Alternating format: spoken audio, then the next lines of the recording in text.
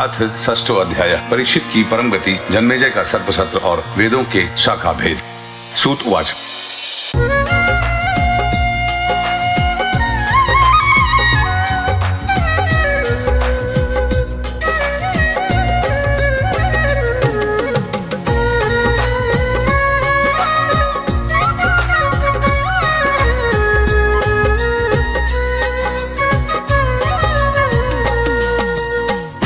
तन्निशम्यमुनि नाभिहितं परीक्षे व्यासात्मजेन निखिलात्मदेशासनेन तत्पादमूलमुपहृत्य तेन मूर्ध्ना पदं च निस्तमी तमः स विष्णुरतः।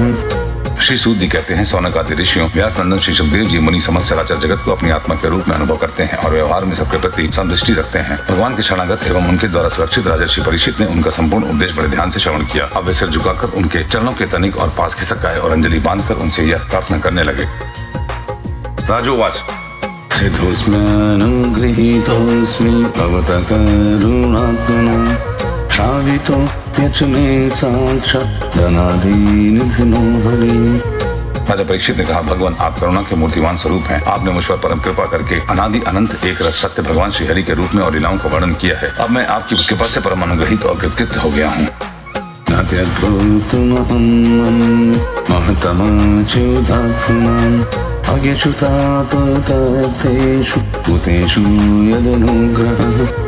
संसार के प्राणी अपने स्वार्थ और परमार्थ के ज्ञान से शून्य हैं और विभिन्न प्रकार के दुखों से दावानल से दग्ध हो रहे हैं। उनके ऊपर भगवान में महात्माओं का अनुग्रह होना कोई नई घटना अथवा आश्चर्य की बात नहीं है, यह तो उनके लिए स्वाभाविक ही है।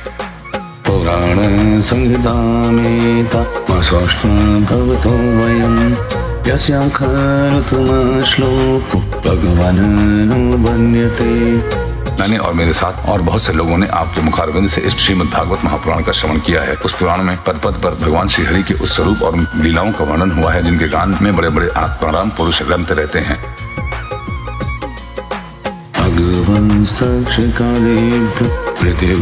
न विभेम्यहम् भविष्टु ब्रह्म निर्माण अभयं दर्शितं त्वया। भगवान आपने मुझे अभय पद का, ब्रह्मा और आत्मा की एकता का साक्षात्कार करा दिया है। अब मैं परम शांति स्वरूप ब्रह्म में स्थित हूँ। अब मुझे तक्षक आदि किसी भी मृत्यु के निमित्त से अथवा दल के दल मृत्यु से भी भय नहीं है। मैं अभय हो गया हूँ। अनुजनी मां ब्रह्म वचन यक्षमिधोक्षजे मुक्त कामशयं चेत प्रवेश विसृजाम्यसून्। ब्राह्मण, अब आप मुझे आज्ञा दीजिए कि मैं अपनी वाणी बंद कर लूं, मौन हो जाऊं और साथ ही कामनाओं के संस्कार से भी रहित चित्त को इंद्रियातीत परमात्मा के स्वरूप में विलीन करके अपने प्राणों का त्याग कर दूं। अज्ञानं च निरस्तं ज्ञान विज्ञान निष्ठया भवतदर्शितं क्षेमं परं भगवतः पदम्। आपके द्वारा उपदेश किए हुए ज्ञान और विज्ञान में परिनिष्ठित हो जाने से मेरा अज्ञान सर्वदा के लिए नष्ट हो गया। आपने भगवान के परम कल्याण में स्वरूप का मुझे साक्षात्कार करा दिया है। सूत उवाच। भगवान भद्रायण जगमभिक्षुभिः साकं नरदेवेन पूजितः। सूत जी कहते हैं, शौनक आदि ऋषियों, राजा परीक्षित ने भगवान सुखदेव जी से इस प्रकार कहकर बड़े प्रेम से उनकी पूजा की। अब वे परीक्षित से विदा लेकर समागत त्यागी महात्माओं भिक्षुओं के साथ वहां से चले गए।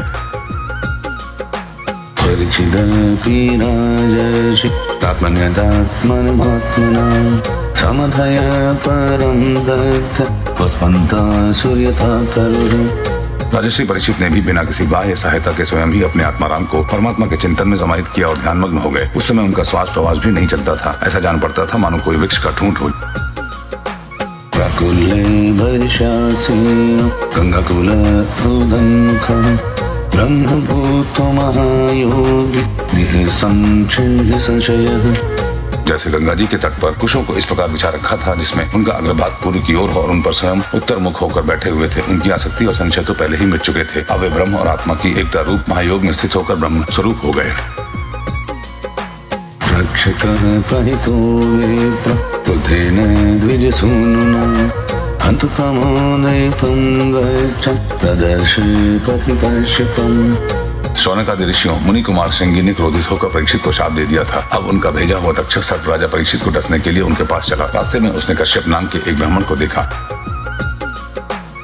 तर्पयित्वा द्रवीणेन निर्वर्त्य विषहारिणम् द्विजरूपप्रतीक्षन् कामरूपो दर्शन्नृपम्।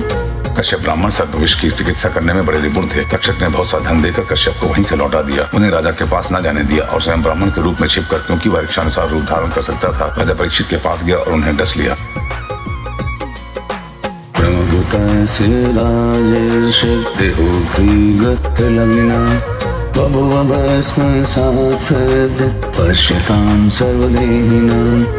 राजर्षि परीक्षित तक्षक के डसने के पहले ही ब्रह्म में स्थित हो चुके थे और तक्षक के विष की आग से उनका शरीर सबके सामने ही जलकर भस्म हो गया।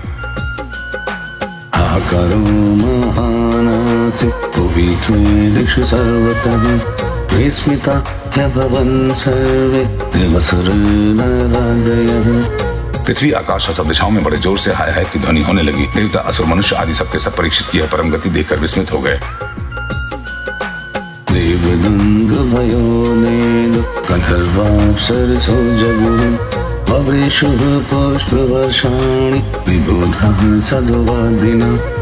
देवताओं की दुंदुभियां अपने आप बज उठी। गंधर्व और अप्सराएं गान करने लगी। देवता लोग साधु साधु के नारे लगाकर पुष्पों की वर्षा करने लगे।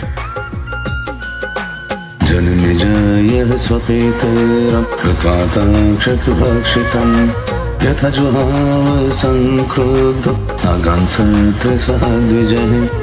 जब जन्मेजय ने सुना कि तक्षक ने मेरे पिताजी को डस लिया है तो उसे बड़ा क्रोध हुआ। अब वह ब्राह्मणों के साथ विधि पूर्वक सर्पों का अग्निकुंड में हवन करने लगा।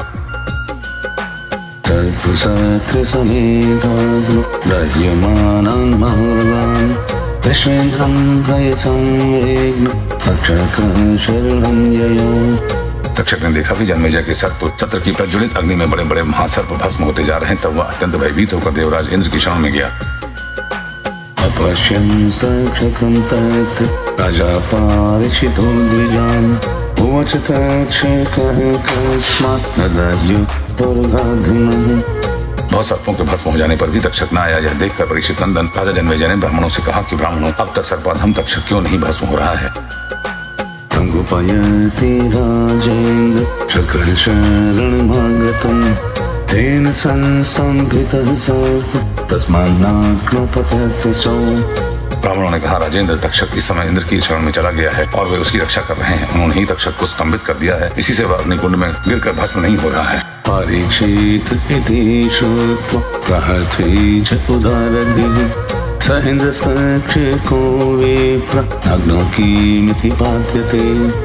परीक्षित नंदन जन्मेजय बड़े ही बुद्धिमान और वीर थे। उन्होंने ब्राह्मणों की बात सुनकर ऋतुजों से कहा कि ब्राह्मणों, आप लोग इंद्र के साथ तक्षक को क्यों नहीं अग्नि में गिरा देते?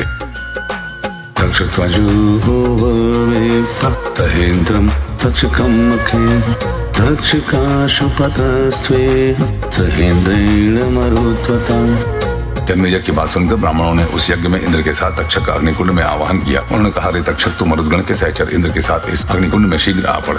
इति ब्राह्मोदिताक्षेप कानाद्रिन्द्र प्रशनितः बभुव सम्भ्रान्तमति अभिमानः सतक्षकः। जब ब्राह्मणों ने इस प्रकार आकर्षण मंत्र का पाठ किया तब तो इंद्र अपने स्थान पर लोक से विचलित हो गए। विमान पर बैठे हुए इंद्र तक्षक के साथ ही बहुत घबरा गए और उनका विमान भी चक्कर काटने लगा। विमानेन सह तक्षकमम्बरं विलोकयन्ति सह राजानं तं बृहस्पतिः। अंगिरानंदन बृहस्पति जी ने देखा कि आकाश से देवराज इंद्र विमान और तक्षक के साथ ही अग्निकुंड में गिर रहे हैं। तब उन्होंने राजा जन्मेजय से कहा, नशत्रया मनुष्येन्द्र पद्मर्हति सत्वराम् अनेन पीतममृत मथुवा अजरामरः। नरेंद्र, सर्पराज तक्षक को मार डालना आपके योग्य काम नहीं है। यह अमृत पी चुका है, इसीलिए यह अजर और अमर है। जीवितमरुणञ्जन्तो प्रतिस्वेनैव धर्मणां राजन्सतोऽन्योन्यस्य तमाता सुखदुःखयोः। राजन, जगत के प्राणी अपने अपने कर्म के अनुसार ही जीवन, मरण और मरणोत्तर गति प्राप्त करते हैं। कर्म के अतिरिक्त और कोई भी किसी को दुख सुख नहीं दे सकता। सर्पचौरग्निवेदोभ्यः क्षुत्रिभ्यध्यात्रिभिर्नृपा पंचत्वमैक्षते जन्तु पुंक्त आरब्ध कर्मका। जन्मेजय, यूं तो बहुत से लोगों की मृत्यु सांप, चोर, आग, बिजली आदि से तथा भूख प्यास रोग आदि निमित्तों से होती है, परंतु यह तो कहने की बात है। वास्तव में तो सभी प्राणी अपने प्रारब्ध कर्म का ही उपभोग करते हैं। तस्मात् सत्रमिदं राज कथिताभिचारिकम् सर्प अनागसो दग्धः धनर्दिष्टं हि भुज्यते। राजन, तुमने बहुत से निरपराध सर्पों को जला दिया है। इसका विचार यज्ञ का फल केवल प्राणियों की हिंसा ही है, इसीलिए इसे बंद कर देना चाहिए, क्योंकि जगत के सभी प्राणी अपने अपने प्रारब्ध कर्म का ही भोग कर रहे हैं। सूतुवाच महर्षि मानयन्वच सर्पसत्रदुपरतः पूजयामास वाक्पतिम्। सूत जी कहते हैं, शौनक आदि ऋषियों महर्षि बृहस्पति जी की बात का सम्मान करके जन्मेजय ने कहा कि आपकी आज्ञा शिरोधार्य है। उन्होंने सर्प सत्र बंद कर लिया और देवगुरु बृहस्पति जी की विधि पूर्वक पूजा की। सशावेश महामाय बाध्यया लक्ष्मणायया मोहन्त्यस्यैवात्मभूता भूतेषु गुणवृत्तिभिः। ऋषिगण, यह वही भगवान विष्णु की महामाया है, यह अनिर्वचनीय है। इसी से भगवान के स्वरूपभूत जीव, क्रोध आदि गुण वृत्तियों के द्वारा शरीर में मोहित हो जाते हैं, एक दूसरे को दुख देते और भोगते हैं और अपने प्रयत्न से इसको निवृत्त नहीं कर सकते।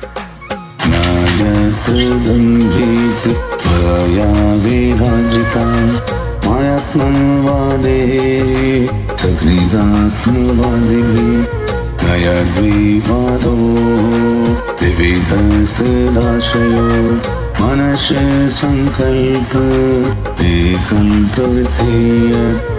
यह दम्भी है, कपटी है। हत्याकारक बुद्धि में बार बार जो दम्भ कपट का स्फुरण होता है वही माया है। जब आत्मवादी पुरुष आत्मचर्चा करने लगते हैं तब वह परमात्मा के स्वरूप में निर्भय रूप से प्रकाशित नहीं होते, परंतु भयभीत होकर अपना मोह आदि कार्य न करती हुई किसी प्रकार रहती है। इस रूप में उनका प्रतिपादन किया गया है। माया के आश्रित नाना प्रकार के विवाद मतवाद भी परमात्मा के स्वरूप में नहीं है, क्योंकि वे विशेष विषयक हैं और परमात्मा निर्विशेष है। केवल वाद विवाद की तो बात ही क्या, लोक परलोक के विषयों के संबंध में संकल्प विकल्प करने वाला मन भी शांत हो जाता है।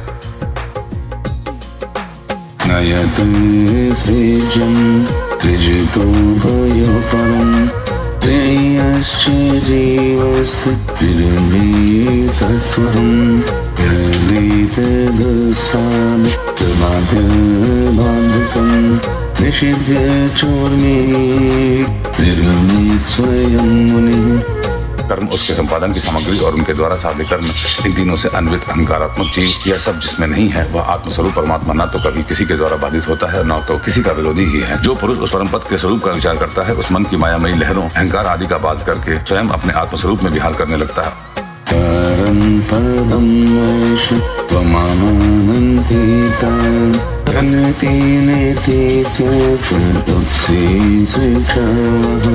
विसृजेदात्म्या अनन्य सौहृदा हृदोपज्ञा वसितं समाहितः। जो मुमुक्षु एवं विचारशील पुरुष परमपद की अतिरिक्त वस्तु का परित्याग करते हुए नेति नेति के द्वारा उसका निषेध करके ऐसी वस्तु प्राप्त करते हैं, उनका कभी निषेध नहीं हो सकता है और न तो कभी त्याग ही। वही विष्णु भगवान का परम पद है। यह बात सभी महात्मा और श्रुतियां एक मत से स्वीकार करती हैं। अपने चित्त को एकाग्र करने वाले पुरुष अंतःकरण की अशुद्धियों को, अनात्म भावनाओं को सदा सर्वदा के लिए मिटाकर अनन्य प्रेम भाव से परिपूर्ण हृदय के द्वारा उसी परम पद का आलिंगन करते हैं और उसी में समा जाते हैं। गच्छन्ति विष्णु यत् परमं पदम् अहं मामिति दौर्जन्यं न येषां देहगेहजन्। विष्णु भगवान का ही वास्तविक स्वरूप है, यही उनका परम पद है। इसकी प्राप्ति उन्हीं लोगों को होती है जिनके अंतःकरण में शरीर के प्रति अहम भाव नहीं है और न तो इसके संबंधी गृह आदि पदार्थों में ममता ही। सचमुच जगत के वस्तुओं में मैंपन और मेरेपन का आरोप बहुत बड़ी दुर्जनता है। अतिवादांस्थितिक्षेत नवमन्येत कंचन न चेमं देहमाश्रित्य वरं कुर्वीत केनचित्। शौनक जी, जिसे इस परम पद की प्राप्ति अभीष्ट है उसे चाहिए कि वह दूसरों की कटुवाणी सहन कर ले और बदले में किसी का अपमान न करे। इस क्षणभंगुर शरीर में अहंता ममता करके किसी भी प्राणी से कभी बैर न करे। नमो भगवते तस्मै कृष्णाय कुण्ठमेधसे यत्पदाम्बुरुहध्यानात् अंगिता मध्यगामी माम्। भगवान श्री कृष्ण का ज्ञान अनंत है। इन्हीं के चरण कमलों के ध्यान से मैंने इस श्रीमद् भागवत महापुराण का अध्ययन किया है। मैं अब इन्हीं को नमस्कार करके यह पुराण समाप्त करता हूँ। शौनक उवाच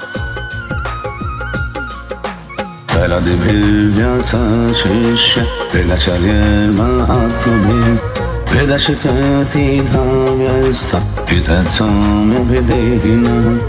शौनक जी ने पूछा, साधु शिरोमणि सूत जी वेद व्यास जी के शिष्य पहल आदि महर्षि बड़े महात्मा और वेदों के आचार्य थे। उन लोगों ने कितने प्रकार से वेदों का विभाजन किया, यह बात आप कृपा करके हमें सुनाइए। सूतुवाच समाहितात्मनो ब्रह्म ब्राह्मणः परमेष्ठिनः हृदयाकाशादभूनाद वितिरोधाद्विभाव्यते। सूत जी ने कहा, ब्राह्मण जिस समय परमेष्ठी ब्रह्मा जी पूर्व सृष्टि का ज्ञान संपादन करने के लिए एकाग्रचित हुए, उस समय उनके हृदयाकाश से कंठ, तालु आदि स्थानों के संघर्ष से रहित एक अत्यंत विलक्षण अनाहत नाद प्रकट हुआ। वह जीव जब अपनी मनोवृत्तियों को रोक लेता है, तब उसे भी वह उस अनाहत नाद का अनुभव होता है। यदुपासनया ब्रह्म योगिनो मलमात्मनः द्रव्यक्रियकरकाक्षं कृत्वा यान्ति पुनर्भवम्। शौनक जी, बड़े बड़े योगी उसी अनाहत नाद की उपासना करते हैं और उनके प्रभाव से अंतःकरण के द्रव्य क्रिया और कारण रूप मल को नष्ट करके वह परमगति रूप मोक्ष प्राप्त करते हैं, जिसमें जन्म मृत्यु रूप संसार चक्र नहीं है। ततो भूत्रिविदोंकार यो व्यक्त प्रभवस्वरान् यत लिंग भगवतो ब्रह्मणः परमात्मनः। उसी अनाहत नाद से अकार, उकार और मकार रूप 3 मात्राओं से युक्त ओंकार प्रकट हुआ। उस ओंकार की शक्ति से ही प्रकृति अव्यक्त से व्यक्त रूप में परिणत हो जाती है। ओंकार स्वयं भी अव्यक्त और एवं अनादि है और परमात्मा स्वरूप होने के कारण स्वयं प्रकाश भी है। जिस परम वस्तु को भगवान ब्रह्मा और परमात्मा के नाम से कहा जाता है, उसके स्वरूप का बोध भी ओंकार के द्वारा ही होता है। शृणोति या एवं स्फोटं तत्श्रोत्रशून्यद्वे येन वाग्व्यज्यते यस्य व्यक्तिराकाश आत्मनः। जब श्रवणेन्द्रिय की शक्ति लुप्त हो जाती है, तब भी इस ओंकार को समस्त अर्थों को प्रकाशित करने वाले स्फोट तत्व को जो सुनता है और सुषुप्ति एवं समाधि अवस्थाओं में सबके अभाव को भी जानता है, वही परमात्मा का विशुद्ध स्वरूप है। वही ओंकार परमात्मा से हृदयाकाश में प्रकट होकर वेद रूपा वाणी को अभिव्यक्त करता है। त्वधम ब्राह्मणः साक्षात् वाचकः परमात्मनः स्वसर्वमन्त्रोपनिषत् वेदबीजं सनातनम्। ओंकार अपने आश्रय परमात्मा पर ब्रह्म का साक्षात वाचक है और ओंकार ही समस्त संपूर्ण मंत्र, उपनिषद और वेदों का सनातन बीज है। तस्य संशयो वर्ण अकाराद्य भृगुद्वः धार्यन्ते यस्यो भाव पूर्णमार्थवृत्तयः। कौनक जी, ओंकार के 3 वर्ण हैं, अ, उ और म। ये ही तीनों वर्ण सत्व, रज, तम इन 3 गुणों, ऋक्, यजुः, साम इन तीनों नामों, भू, भुव, स्व इन 3 अर्थों और जागृत, स्वप्न, सुषुप्ति इन 3 वृत्तियों के रूप में 3 की संख्या वाले भावों को धारण करते हैं। ततोक्षर समाम्नाय मसेजत् भगवान् जन अन्तःस्थूष्म स्वरस्पर्श विश्वदीर्घदिलक्षणम्। इसके बाद सर्वशक्तिमान ब्रह्मा जी ने ओंकार से ही अंतःस्थ, उष्म, स्पर्श तथा ह्रस्व और दीर्घ आदि लक्षणों से युक्त अक्षर समाम्नाय अर्थात वर्णमाला की रचना की। तेन सुचतुरो वेदांश्च चतुर्भिः पदनैर्विभुः तव्याप्रीतितं सोंकारं चतुर्भुः विवक्षया पुनर्भ्रातुयस्तांस्तु ब्रह्मर्षि ब्रह्मको विद्वान् हेतु धर्मोपदेष्टार सपुत्रीभ्यः समदिशन्। उसी वर्णमाला द्वारा उन्होंने अपने 4 मुखों से होता अध्वर्यु, उद्गाता और ब्रह्मा इन 4 ऋतुजों के कर्म को बतलाने के लिए ओंकार और व्याहृतियों के सहित 4 वेद प्रकट किए और अपने पुत्र ब्रह्मर्षि मरीचि आदि को वेदाध्ययन में कुशल देखकर उन्हें वेदों की दीक्षा दी। वे सभी जब धर्म का उपदेश करने में निपुण हो गए, तब उन्होंने अपने पुत्रों को उनका अध्ययन कराया। ते परम्परया प्राप्तास्तत्शिष्य वेदव्रतः चतुर्युगेष्वर्थव्यस्ताद्वापरादो महर्षिभिः। तदंतर उन्हीं लोगों के नैष्ठिक ब्रह्मचारी शिष्य प्रशिष्यों के द्वारा 4 युगों में संप्रदाय के रूप में वेदों की रक्षा होती रही। द्वापर के अंत में महर्षियों ने उनका विभाजन भी किया।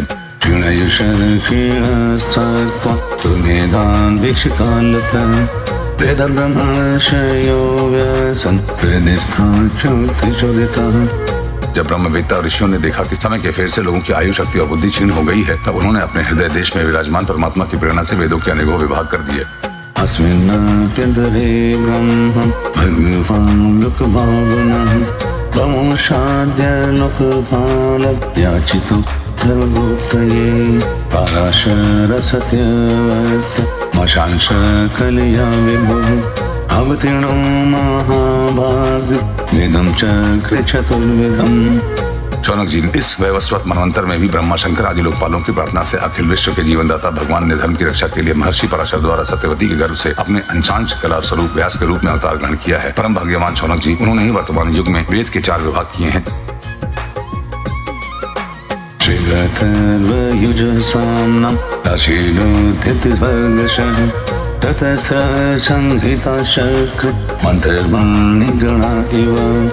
तासां स चतुरः शिष्य नुपहुय महामतिः एकैकां सहितां ब्रह्माण्यकैकस्म तद्विभो। जैसे मणियों के समूह में से विभिन्न जाति की मणियां छांटकर अलग अलग कर दी जाती हैं, वैसे ही महामती भगवान व्यास जी ने मंत्र समुदायों में से भिन्न भिन्न प्रकरणों के अनुसार मंत्रों का संग्रह करके उनसे ऋग, यजुः, साम और अथर्व ये 4 संहिताएं बनाई और अपने 4 शिष्यों को बुलाकर प्रत्येक को एक एक संहिता दीक्षा दी। प्रलय संहितामाद्य पवेचाख्यमुवाचः वैशम्पायन संज्ञाय निगदाख्यं यजुर्गणम् साम्नां च विनये प्लाः तथा छन्दोग संहिताम् अथर्वं गिरसीं नाम स्वशिष्याय सुमन्तवे। उन्हें ब्रह्म वृक्ष नाम की पहली ऋग संहिता पैल को, निगद नाम की दूसरी यजु संहिता वैशंपायन को, सांस्कृतियों की छंदोग संहिता जैमिनी को और अपने शिष्य सुमंतु को अथर्वांगिरस संहिता का अध्ययन कराया। पहला स्व संहितामुचे इंद्रप्रमीतये मुनिः बाष्कलाय च सोऽप्याः शिष्येभ्यः संहितां सुतां चतुर्भव्यस्य बोधाय याज्ञवल्क्याय भगवान् परशराय अग्निमित्रे इन्द्रप्रमीतिरात्मवान् अध्यापय संगीतां स्वाण्डुकेयं ऋषिकविम् तस्य शिष्यो देवमित्र प्रभव्यादिभ्य ऊचिवान्। शौनक जी, पैल मुनि ने अपनी संहिता के 2 विभाग करके एक का अध्ययन इंद्रप्रमीति को और दूसरे का बाष्कल को कराया। बाष्कल ने भी अपनी शाखा के 4 विभाग करके उन्हें अलग अलग अपने शिष्य बोध, याज्ञवल्क्य, पराशर और अग्निमित्र को पढ़ाया। परम संयमी इंद्रप्रमीति ने प्रभावशाली मांडुक्य ऋषि को अपनी संहिता का अध्ययन कराया। मांडुक्य के शिष्य थे देवमित्र, उन्होंने सौभरी आदि ऋषियों को वेदों का अध्ययन कराया। शकल्यस्तुतः स्वां तु पंचधारस्य संहिताम् वत्स्यमुत्कलशालीय कुकलशिशिरेश्वधा। मांडुक्य के पुत्र का नाम था शाकल्य। उन्होंने अपनी संहिता के 5 विभाग करके उन्हें वात्स्य, मुद्गल, शालीय, गोखल्य और शिशिर नामक शिष्यों को पढ़ाया। जातुकर्ण्यस्य तक्षेश्य सनिरुक्तं स्वसंहिताम् मनसुपैजवैताल विरजभ्यो ददमुनिः। शाकल्य के एक और शिष्य थे जातुकर्ण्य मुनि। उन्होंने अपनी संहिता के 3 विभाग करके तत्संबंधी निरुक्त के साथ अपने शिष्य बलात्, पैज, वैताल और विरज को पढ़ाया। बाष्कलिः प्रतिशाखाभ्यो बालखिल्यति संहिताम् चक्रबलाय निर्भज्य कसरश्चैवतां दधु। बाष्कल्य के पुत्र बाष्कली ने सब शाखाओं में से एक बालखिल्य नाम की शाखा रची। उसे बालियानी, भाज्य एवं कासार ने ग्रहण किया। पव्रेचा संहिता योता एभिर्ब्रह्मर्षिभिर्धृतः श्रुत्वैषच्छन्दसां व्यासं सर्वपापमुच्यते। इन ब्रह्मर्षियों ने पूर्वोक्त संप्रदाय के अनुसार ऋग्वेद संबंधी ब्रह्म शाखाओं को धारण किया। जो मनुष्य इन वेदों के विभाजन का इतिहास श्रवण करता है वह सब पापों से छूट जाता है। वैशम्पायन शिष्याम चरकाध्वर्यो भवन् तचेरु ब्रह्महत्यांश कृपणं स्वगुरोर्व्रतम्। शौनक जी, वैशंपायन के कुछ शिष्यों का नाम था चरकाध्वर्य। इन लोगों ने अपने गुरुदेव की ब्रह्म हत्या जनित पाप का प्रायश्चित करने के लिए एक व्रत का अनुष्ठान किया, इसीलिए इनका नाम चरकाध्वर्य पड़ा। याज्ञवल्क्यस्य तक्षेश्य आहो भगवन् कियत् चरितेनाल्पसाराणं चरिष्येऽहं पुरुषरम्। वैशंपायन के एक शिष्य याज्ञवल्क्य मुनि भी थे। उन्होंने अपने गुरुदेव से कहा, ओ भगवान, ये चरकाध्वर्य ब्राह्मण तो बहुत ही थोड़ी शक्ति रखते हैं, इनके व्रत पालन से लाभ ही कितना है। मैं आपके प्रायश्चित के लिए बहुत ही कठिन तपस्या करूंगा। इत्युक्तो गुरुरप्याः कुपितो यलं त्वया विप्रवमन्त्राशेषेण वदधितं त्यजाश्रुति। याज्ञवल्क्य मुनि की यह बात सुनकर वैशंपायन मुनि को क्रोध आ गया। उन्होंने कहा, बस बस चुप रहो। तुम्हारे जैसे ब्राह्मणों का अपमान करने वाले शिष्य की मुझे कोई आवश्यकता नहीं है। देखो, अब तक तुमने मुझसे जो कुछ अध्ययन किया है उसका शीघ्र से शीघ्र त्याग कर दो और यहाँ से चले जाओ। देवरात सोतः सोपे अदित्वा यजुषां गणं ततो कथोतमुनयो तदेषु संयजुर्गणान् यजुंषीतिथिरा भूत्वा तलोनुपतया ददुः तद्धिया एति यजु शाखा आसन् सुपेशलः याज्ञवल्क्य जी देवराज के पुत्र थे। उन्होंने गुरु की आज्ञा पाते ही उनके पढ़ाए हुए यजुर्वेद का वमन कर दिया और वे वहां से चले गए। जब मुनियों ने देखा कि याज्ञवल्क्य ने तो यजुर्वेद का वमन कर दिया, तब उनके चित्त में इस बात के लिए बड़ा लालच हुआ कि हम लोग किसी प्रकार इसको ग्रहण करने, परंतु ब्राह्मण होकर उगले हुए मंत्रों को ग्रहण करना अनुचित है। ऐसा सोचकर वे तीतर बन गए और संहिता को चुग लिया। इसी से यजुर्वेद की वह परम रमणीय शाखा तैत्तिरीय के नाम से प्रसिद्ध हुई। याज्ञवल्क्य सतो ब्रह्म चदंस्य दिग्वेशयन् गुरुर्वेद्यमानानि सुपतस्थिरकमीश्वरम्। शौनक जी, जब याज्ञवल्क्य ने सोचा कि मैं ऐसी श्रुतियां प्राप्त करूं तो मेरे गुरुजी के पास भी न हो, इसके लिए वे सूर्य भगवान का उपास्थान करने लगे। याज्ञवल्क्य उवाच ओम नमो भगवते आदित्यायाखिल जगतामात्म स्वरूपेण काल स्वरूपेण चतुर्विध भूतनिकायानां ब्रह्मादिस्तंभ पर्यांतनामांतर हृदयेषु बहिरपि चाकाश इवोपाधीनाव्यव दीयमानो भवानेक एव क्षणलव निमेषा वयोपचित संवत्सर गणेनापा मादान विसर्गाभ्यामिमां लोकयात्रामनुवहति। याज्ञवल्क्य जी इस प्रकार उपास्थान करते हैं। मैं ओंकार स्वरूप भगवान सूर्य को नमस्कार करता हूँ। आप संपूर्ण जगत के आत्मा और काल स्वरूप हैं। ब्रह्मा से लेकर तृण पर्यंत जितने भी जरायुज, अंडज, स्वेदज और उद्भिज 4 प्रकार के प्राणी हैं, उन सबके हृदय वेश में और बाहर आकाश के समान व्याप्त रहकर भी आप उपाधि के धर्मों से असंग रहने वाले अद्वितीय भगवान ही हैं। आप ही क्षण, लव, निमेष आदि अवयवों से संगठित संवत्सरों के द्वारा एवं जल के आकर्षण विकर्षण आदान प्रदान के द्वारा समस्त लोगों की जीवन यात्रा चलाते हैं। यदुहवाव विबुधर्षभ सवितरदस्तपत्यनुसवन महर्हराम्नाय विधिनोपतिष्ठ मानानामखिल दुरित वृजिन बीजावभर्जन भगवतः समभिधीमहि तपनं मंडलम्। प्रभु, आप समस्त देवताओं में श्रेष्ठ हैं। जो लोग प्रतिदिन तीनों समय वेद विधि से आपकी उपासना करते हैं, उनके सारे पाप और दुखों के बीजों को आप भस्म कर देते हैं। सूर्यदेव, आप सारी सृष्टि के मूल कारण एवं समस्त ऐश्वर्यों के स्वामी हैं, इसीलिए हम आपके इस तेजोमय मंडल पर पूरी एकाग्रता के साथ ध्यान करते हैं। इह भावस्थिर चरणकरणां निज निकेतनानां मन इंद्रिया सुगुणा ननात्मनः स्वयमात्मान्तर्यामी प्रचोदयति।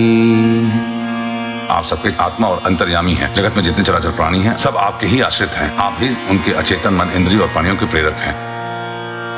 य एवं लोकमति कराल वदनांधकार संज्ञा जगर ग्रह गिलितं वितकमिव विचेतनमव लोक्यानुकंपया परम कारुणिक ईक्ष जैवोत्थाप्याहर हरनुसवनं श्रेयसीश्वर धर्माख्यात्मा वस्थाने प्रवर्तयत्यवनिपतिरिवा साधूनां भयमुदीर जन्नटति। यह लोक प्रतिदिन अंधकार रूप अजगर के विकराल मुख में पड़कर अचेत और मुर्दा हो जाता है। आप परम कल्याण स्वरूप हैं, इसीलिए कृपा करके अपनी दृष्टि मात्र से ही इसे सचेत कर देते हैं और परम कल्याण के साधन समय के धर्मानुष्ठानों में लगाकर आत्माभिमुख करते हैं। जैसे राजा दुष्टों को भयभीत करता हुआ अपने राज्य में विचरण करता है, वैसे ही आप चोर, जार आदि दुष्टों को भयभीत करते हुए विचरते रहते हैं। परित आशा पालयस्तत्र तत्र कमल कोशांजलिभिः रूपहितार्हणः। चारों ओर सभी दिक्पाल स्थान स्थान पर अपनी कमल की कली के समान अंजलियों से आपको उपहार समर्पित करते हैं। अथ भगवंस्तव चरण नलिन युगलं त्रिभुवन गुरुभिर्वंदित महमा यातयाम यजुः काम उपसरामीति। भगवान, आपके दोनों चरण कमल तीनों लोकों के गुरु सदृश भावों से भी वंदित हैं। मैंने आपके युगल चरण कमलों की इसलिए शरण ली है कि मुझे ऐसे यजुर्वेद की प्राप्ति हो जो अब तक किसी को न मिला हो। सूत उवाच एवं स्तुतः स भगवान् वज्ररूपधरो हरिः यजुंस्य यातयामानि मुनयदा प्रसादितः। सूत जी कहते हैं, शौनक आदि ऋषियों, जब याज्ञवल्क्य मुनि ने भगवान सूर्य की इस प्रकार स्तुति की, तब वे प्रसन्न होकर उनके सामने अश्वरूप से प्रकट हुए और उन्हें यजुर्वेद के उन मंत्रों का उपदेश किया जो अब तक किसी को प्राप्त न हुए थे। यजुर्भिर्करो शाखा दश पंचशतविभुः जगृहुवाच सन्न्यस्त अन्वमाद्य निन्दने। इसके बाद याज्ञवल्क्य मुनि ने यजुर्वेद के असंख्य मंत्रों से उनकी 15 शाखाओं की रचना की। वही वाजसनेय शाखा के नाम से प्रसिद्ध है। उन्हें कर्ण, माध्यन्दिन आदि ऋषियों ने ग्रहण किया। जैमिनि सामगस्यासि सुमन्तुस्तनयो मुनिः सुमस्तुतसुतस्ताभ्य विकैकां प्रसंहिताम्। यह बात मैं पहले ही कह चुका हूँ कि महर्षि श्री कृष्ण द्वैपायन ने जैमिनि मुनि को साम संहिता का अध्ययन कराया। उनके पुत्र थे समंतु मुनि और पौत्र थे सुनमान। जैमिनि मुनि ने अपने पुत्र और पौत्र को एक एक संहिता पढ़ाई।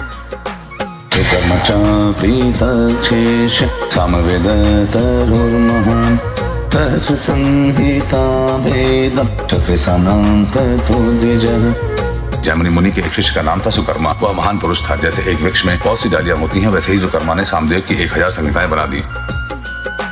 हिरण्यनाभ कौसल्य पौषन् ज्येष्ठ सुपर्णः ऋषो जगृहतुश्चान्य अवन्त्यो ब्रह्मविद्तमः।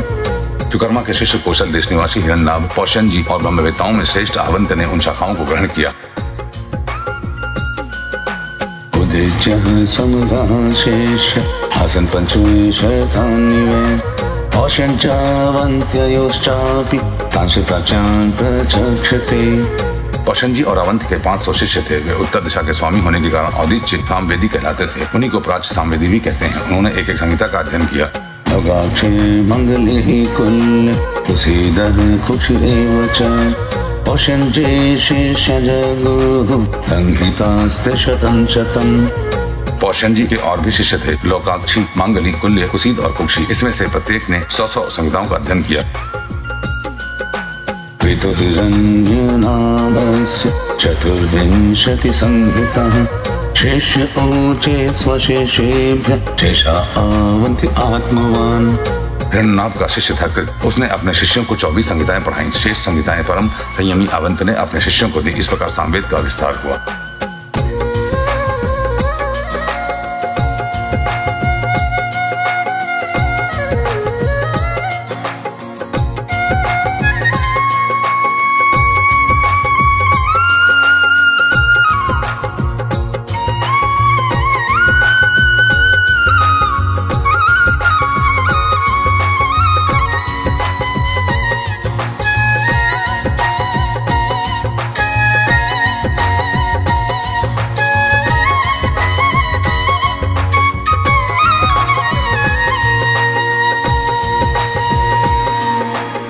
इति श्रीमद्भागवते महापुराणे परमहंस्यां संहितायां द्वादश स्कन्धे वेद शाखा प्रणयनम नाम षष्ठो अध्यायः।